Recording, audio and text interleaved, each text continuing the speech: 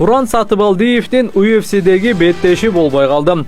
Кыргызстандык мушкер Уран Сатыбалдиевдин 8 февралга пландалган беттеши болбой калды. Тилекке каршы акыркы спаррингде биздин мушкер тизесине жаракат алып калган.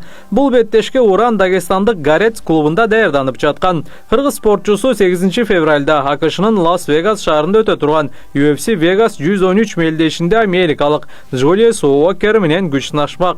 Беттеш жарым оор салмакта же тактап айтканда 93 кг чейин бирдикте орун алмак.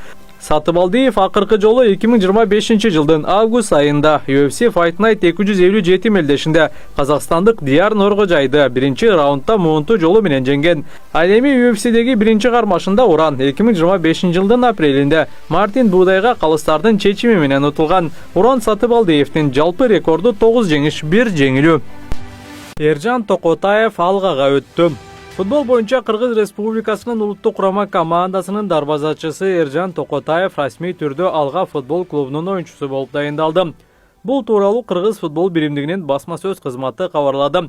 25 жаштагы дарбазачы 2025 жылдын 2 бөлүгүн Өзбекстандын Андижан футбол клубунда өткөргөн. Жарым жыл ичинде оюнчу Өзбекстан Супер лигасында 12 оюн жана Африка Чемпиондор лигасынын 2 дивизионунда 4 беттеш өткөргөн. Жылдын аягында жаракат алып калган. Мындан улам клуб менен келишим узартылган эмес. Кийинчерээк ден соолугуна байланыштуу Өзбекстандын Локомотив клубуна дагы өтө албай калган.